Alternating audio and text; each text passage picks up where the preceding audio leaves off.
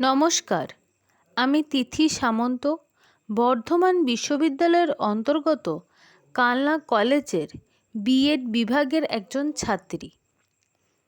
আমি এখানে ইপিসি 3-র অন্তর্গত একটি প্র্যাকটিকাম সম্পর্কে আলোচনা করব।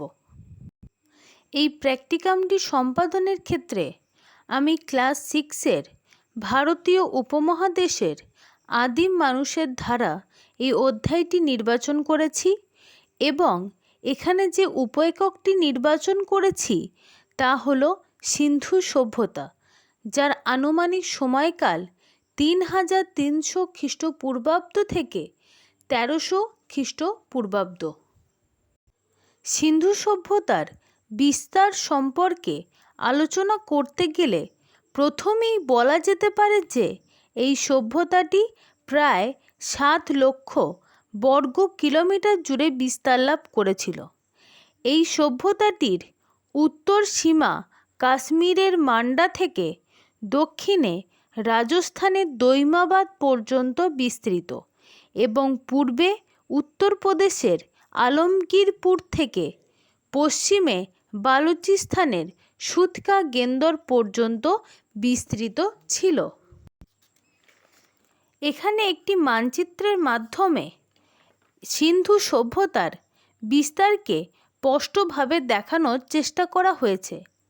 এই মানচিত্রে যে গোলাপি রঙের জায়গাটি রয়েছে সেই অঞ্চলটিতে সিন্ধু সভ্যতা বিস্তার লাভ করেছিল, যা বর্তমানে ভারত, পাকিস্তান ও আফগানিস্তান এই 3টি দেশের অন্তর্গত।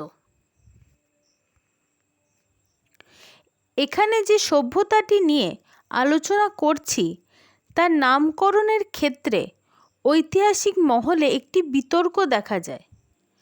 কেউ বলছেন এই সভ্যতাটির নাম হরপ্পা সভ্যতা হওয়া উচিত, যেহেতু সর্বপ্রথম হরপ্পা নামক প্রত্নকেন্দ্রটি আবিষ্কৃত হয়, তাই আর্কিওলজির নিয়ম অনুসারে এর নাম হরপ্পা সভ্যতা হওয়া উচিত। আবার কোনো ঐতিহাসিক এই সভ্যতাটিকে সিন্ধু সভ্যতা বলে অভিহিত করতে চেয়েছেন, যেহেতু দুটি সবথেকে গুরুত্বপূর্ণ প্রত্নকেন্দ্র হরপ্পা এবং মহেঞ্জোদড়ো এই সিন্ধু নদীর তীরেই অবস্থিত। আবার কোনো ঐতিহাসিক এই সভ্যতাটিকে সিন্ধু ও সরস্বতী সভ্যতা বলে অভিহিত করতে চেয়েছেন। তারা এই যুক্তি দিচ্ছেন যে বেশিরভাগ প্রত্নস্থল সিন্ধু ও সরস্বতী নদীর তীরে অবস্থিত, তাই এই সভ্যতার নাম সিন্ধু ও সরস্বতী সভ্যতা হওয়া উচিত। এবার সিন্ধু সভ্যতা বা হরপ্পা সভ্যতার কয়েকটি গুরুত্বপূর্ণ প্রত্নকেন্দ্র সম্পর্কে জেনে নেওয়া যাক। হরপ্পা এবং মহেঞ্জোদারো সবথেকে গুরুত্বপূর্ণ প্রত্নস্থল তা আগেই বলেছি। এছাড়াও বিরানা, ধোলাভিরা, কালীবঙ্গান, বানওয়ালি, লোথাল, চানহুদারো, আলহাদিনো ইত্যাদিও এই সভ্যতার অন্যতম গুরুত্বপূর্ণ প্রত্নস্থল। ভারতীয় উপমহাদেশে প্রথম নগরায়ন হয়েছিল বলে মনে করা হয় এই সিন্ধু সভ্যতায়। হরপ্পা এবং মহেঞ্জোদারোর মতো এখানে যেমন বড় নগর ছিল, তেমনি লোথাল ও কালীবঙ্গানের মতো ছোট নগরও ছিল। এই সভ্যতার নগরগুলিতে জনবসতি দুটি ভাগে বিভক্ত ছিল। উত্তর বা উত্তর পশ্চিমাংশের উঁচু এলাকাটি, যা সিটাডেল নামে পরিচিত, তাতে ধনী বা শাসক শ্রেণীর বসবাস ছিল। পূর্ব বা দক্ষিণ পূর্ব অংশের কিছু অঞ্চলে শ্রমজীবী মানুষের বাস ছিল বলে ঐতিহাসিকরা মনে করেন। হরপ্পা সভ্যতার অধিবাসীরা গৃহ নির্মাণের ক্ষেত্রে রোদে শুকানো ইট বা আগুনে পোড়া ইটের ব্যবহার করত।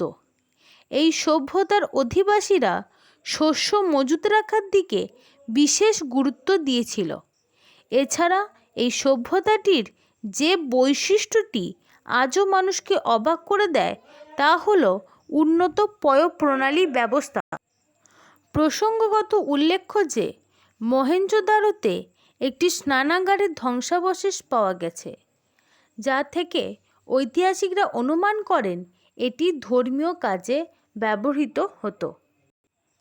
হরপ্পা বা সিন্ধু সভ্যতার কারিগরি শিল্প সম্পর্কে আলোকপাত করতে গেলে প্রথমেই যে কথাটি মাথায় আসে তা হলো এটি তাম্র ব্রোঞ্জ যুগের সভ্যতা। অর্থাৎ তখনও এই সভ্যতার মানুষ লোহার ব্যবহার জানত না। তারা তামা ও কাঁসা দিয়ে ছুরি, কুঠার, বাটালি বানাতো।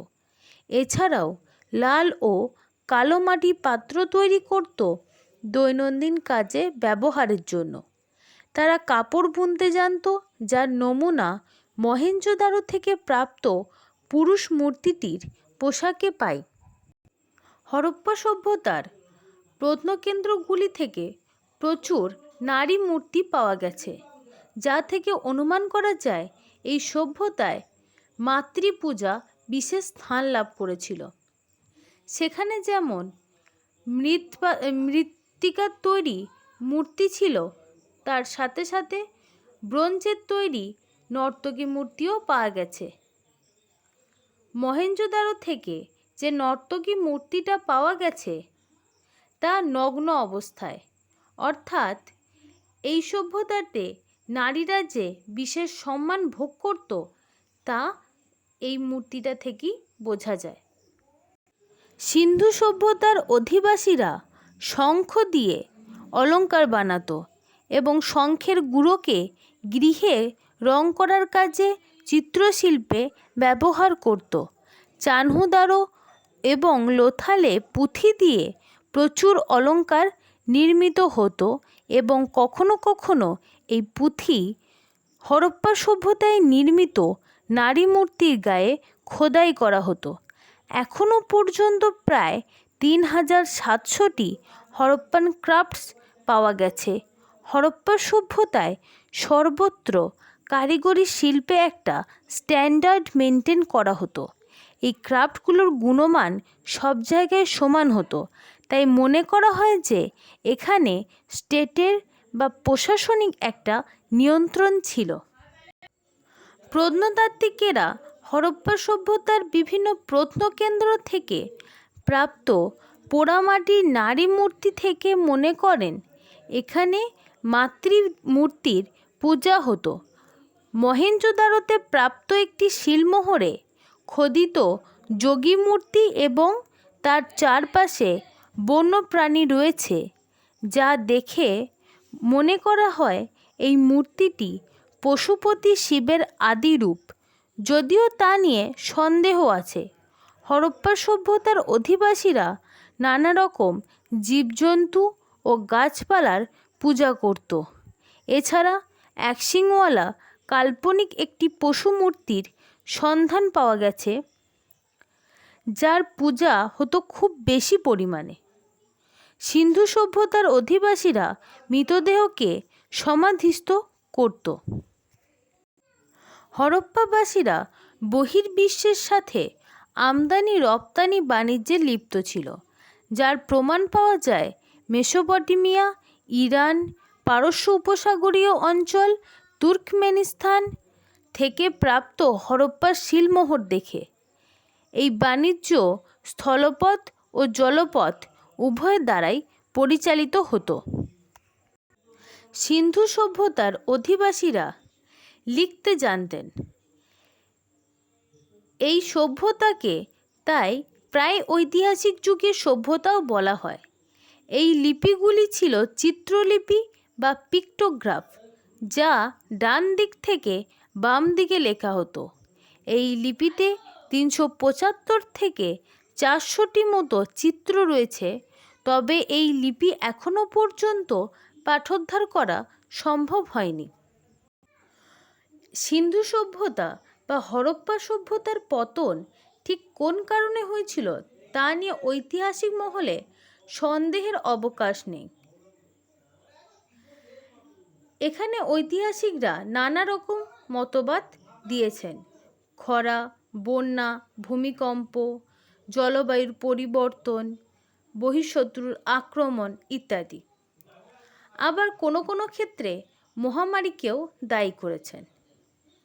যে যে ঐতিহাসিকরা খরাকে দায়ী করছেন এই সভ্যতার পতনের ক্ষেত্রে, তারা বলছেন হঠাৎ করে এই সভ্যতা যে যে অঞ্চলে বিস্তার লাভ করেছিল সেখানে বৃষ্টিপাত কমে যায়, যার ফলে কৃষিকাজ বন্ধ হয়ে যায় এবং অধিবাসীদের সেই স্থান পরিত্যাগ করতে হয়। বন্যা যারা বলছেন তারা এই মতবাদ দিয়েছেন যে সিন্ধু সভ্যতা প্রত্নকেন্দ্রগুলিতে বন্যায় ডুবে যায়, যে কারণে অধিবাসীরা অন্যত্র চলে যেতে বাধ্য হন। আবার কোনো কোনো ঐতিহাসিক এই সভ্যতার পতনে বৈদেশিক আক্রমণ তথা আর্য আক্রমণ তত্ত্বকে খাড়া করেছেন। তারা বলছেন আর্য জাতি ভারতে আসে এবং সিন্ধু সভ্যতার অধিবাসীদের সেখান থেকে উৎখাত করেন এবং বিতাড়িত করেন, সেই কারণে এই সভ্যতার পতন হয়। আর্যরা ইন্দ্রের উপাসক ছিল, আর ইন্দ্রকে বলা হয় পুরন্দর অর্থাৎ নগর ধ্বংসকারী, যে কারণে ঐতিহাসিকরা মনে করেন আর্য আক্রমণ সিন্ধু সভ্যতার পতনের অন্যতম কারণ হতে পারে। ভূমিকম্পকেও এই সভ্যতার পতনে অন্যতম কারণ হিসেবে কোনো কোনো ঐতিহাসিক দেখিয়েছেন। এছাড়া ম্যালেরিয়া, অন্যান্য ধরনের মহামারীও এই সভ্যতার পতনে দায়ী হতে পারে বলে কোনো কোনো ঐতিহাসিক মনে করেন।